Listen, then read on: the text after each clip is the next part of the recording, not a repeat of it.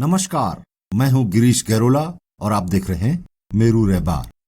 चलिए खबरों के सफर में आगे बढ़ते हैं।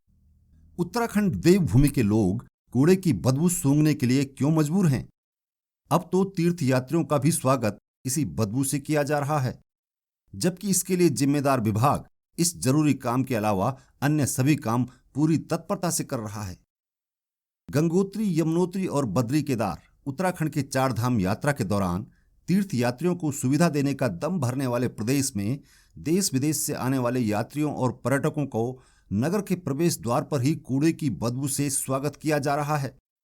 गंगोत्री और यमुनोत्री के बेस कैंप उत्तरकाशी के प्रवेश द्वार पर लगा हुआ कूड़े का ढेर इस बात की गवाही दे रहा है कि गंगा किनारे शहर के प्रवेश द्वार पर और गंगोत्री हाईवे से लगे हुए इस कूड़े के ढेर पर न तो एनजीटी की न पर्यावरण प्रेमियों की नजर पड़ी और कई मामलों पर स्वतः संज्ञान लेने वाले न्यायालय की भी इस पर चुप्पी साधे बैठे हैं। कूड़े की समस्या को लेकर नगरपालिका के अक्सर ये बयान सामने आते हैं कि लोग कूड़ा निस्तारण के लिए चयनित स्थान पर कूड़ा डालने का विरोध करते हैं और कई जगह पर विरोध के चलते कूड़ा निस्तारण नहीं हो पा रहा है। लेकिन क्या ये पूरा सच है? दरअसल नगरपालिका का मुख्य काम ही कूड़ा निस्तारण और सफाई व्यवस्था करना है, जबकि हकीकत में पालिका सफाई के इस मुख्य काम को छोड़कर अन्य काम करने में बेहद दिलचस्पी ले रही है।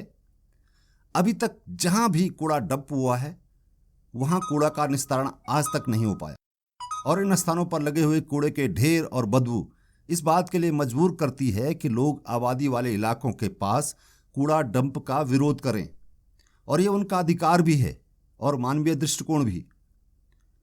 भले ही पालिका लाख दावे करे कि कूड़ा निस्तारण कर रहे हैं, कूड़ा डंप नहीं कर रहे हैं, लेकिन हकीकत यही है कि पालिका सिर्फ कूड़ा डंप करती है, निस्तारण नहीं करती। Uttarkashi Lambgaon Kedarnath bypass Tilot power house के पास पालिका द्वारा कूड़ा डंप किया जा रहा है, जहां पहले प्लास्टिक की बोतलें, सॉलिड वेस्ट इस बात की गवाही दे रहे हैं कि पालिका सिर्फ कूड़ा डंप कर रही है, निस्तारण नहीं कर रही है। तो फिर लोग क्यों ना विरोध करें? आज तक जहां जहां कूड़ा पड़ा वहां निस्तारण हुआ ही नहीं। कूड़े के ढेर बढ़ते गए, बदबू फैलती गई, मक्खियों से बीमारी शुरू हुई और जिसका अंत विरोध को लेकर शुरू हुआ। स्थानीय लोगों का आरोप है कि पालिका ने कूड़ा एकत्र करने के लिए वाहन तो महंगे महंगे खरीद लिए, उसमें सूखा और गीला कूड़ा के लिए अलग अलग बॉक्स भी लगाए, लेकिन न तो घर से ही अलग सूखा कूड़ा छांटा गया और न ही सफाई कर्मियों ने ऐसा किया। जबकि हकीकत यह है कि कूड़े से यदि प्लास्टिक और सॉलिड वेस्ट निकाल दिया जाए तो बाकी बचा हुआ कूड़ा आसानी से खाद बन जाता है, जबकि यही प्लास्टिक कूड़े में मौजूद रहने से न तो कूड़ा निस्तारित हो पाता है और न ही वातावरण को शुद्ध करता है। उत्तरकाशी में नगर पालिका के आने वाले चुनाव में अध्यक्ष पद के लिए महिला सीट रिजर्व होने की चर्चाओं के बीच कूड़ा निस्तारण को लेकर कोई सुगबुगाहट नहीं दिखाई दे रही है। तो क्या फिर नए चुनाव, नई घोषणाएं और नए अध्यक्ष के आने तक यूं ही बदबू से नगरवासियों और तीर्थयात्रियों का स्वागत होता रहेगा? एक बड़ा सवाल है जिसे आपको भी सोचना है। जिम्मेदार नागरिक हैं तो वोट देने से पहले और वोट देने के बाद भी सतर्क रहिए, सुरक्षित रहिए।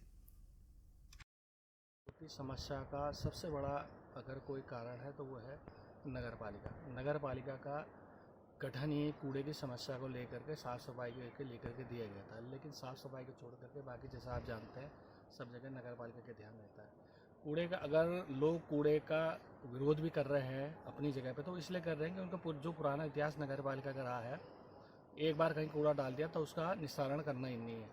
जबकि होता यह है कि कूड़ा उठाने से पहले उसका निस्तारण बहुत ज़रूरी है। आप ये गाड़ियाँ की लगाने की बात हुई थी, जो उनकी गाड़ियाँ लगती है उसमें भी प्लास्टिक और जो जैविक और अजैविक दोनों का अलग अलग के कंपार्टमेंट भी बने हुए हैं, लेकिन ना उठाने वाले और ना डालने वाले, वो सब मिक्स कर देते हैं और उठा करके सीधे उसको डंप कर देते हैं। उसी के कारण ये है, अगर आप ये देखें कि जो कूड़ा है, कूड़े में से 70-80% तो ऐसा होता है कि जो अजैविक है, और जो जैविक आपका 20-25% के आसपास जो जैविक होता है वो मिल करके सारा का सारा 100% बन जाता है। अगर इसका निस्तारण करें तो शायद इस समस्या का इतना बड़ा विकराल रूप लेती भी नहीं।